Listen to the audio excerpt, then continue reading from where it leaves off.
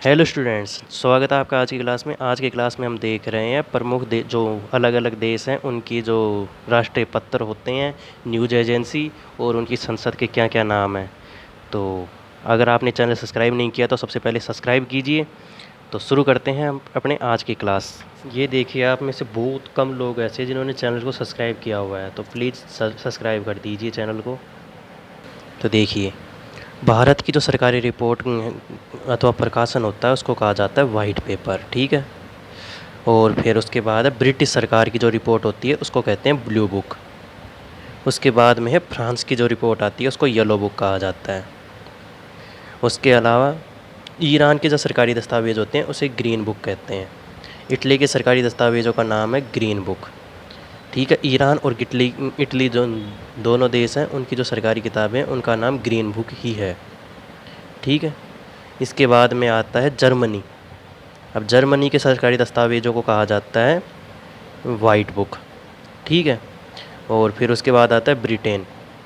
Britain की संसद को पार्लियामेंट कहते हैं और नेपाल की संसद को कहते हैं राष्ट्रीय पंचायत। अब अपने संसद के बारे में देख रहे हैं, ठीक है।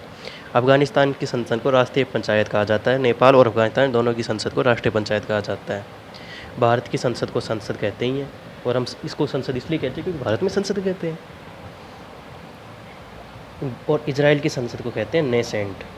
डाइट कहते हैं, जापान की संसद को डाइट कहा जाता है, ठीक है। बांग्लादेश की संसद को जातीय संसद कहते हैं। और पाकिस्तान में नेशनल असेंबली होती है। और एसोसिएटेड प्रेस किस देश की समाचार एजेंसी है? संयुक्त राष्ट्र अमेरिका की, ठीक है। उसके बाद अपने देखिए, जो वाफा है वो किस देश की न्यूज़ एजेंसी है?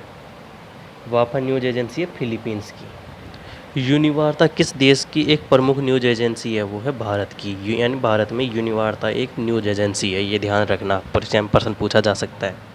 सिन्हुआ की किस देश की प्रमुख न्यूज़ एजेंसी है? चीन की। अंतारा किस देश की प्रमुख न्यूज़ एजेंसी है? इंडोनेशिया की, सॉरी। समाचार भारती किस देश की? अब नाम से ही समाचार भारती तो भारत की होगी। रॉयटर इंग्लैंड की। अब डॉन कहाँ का समाचार पत्र है? कराची का। इसीलिए जो पाकिस्तान की खबर होती है, मुख्य खबरें, हम डॉन अखबार से ही पढ़ते हैं, ठीक है। आपने देखा होगा कई एजुकेटर्स जो करंट अफेयर्स पढ़ाते हैं और पाकिस्तान की न्यूज़ पढ़ाते हैं वो डॉन अखबार का रेफरेंस ज़रूर से ज़रूर लेते हैं, ठीक है। इसके बाद है प्रावध। प्रावध कहाँ का मुख्य समाचार है? मॉस्को, रूस का। न्यू स्टेटमेंट किस देश का प्रमुख समाचार है? ब्रिटेन का। इंटेलिजेंस ब्यूरो यानी कि आईबी भारत की है, ठीक है।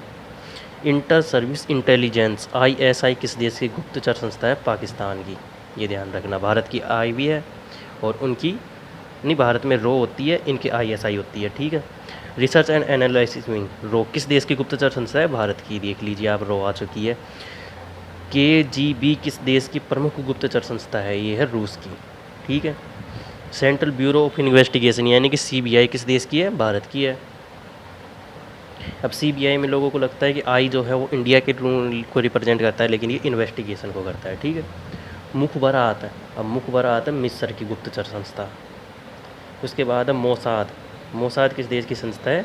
इजराइल की। अभी मोसाद दुनिया में सबसे खतरनाक गुप्तचर संस्था का मानी जाती है। ड्यूस मार्क कहाँ की मुद्रा है? ये मुद्रा है जर्मनी की, ठीक है।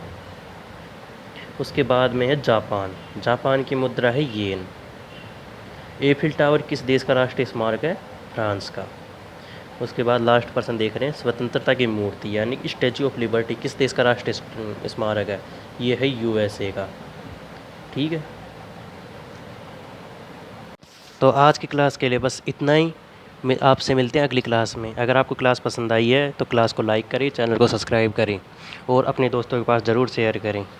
तो और सभी सोशल मीडिया की लिंक डिस्क्रिप्शन में, अभी जाके फॉलो करें। मिलते हैं आपसे अगली क्लास में। थैंक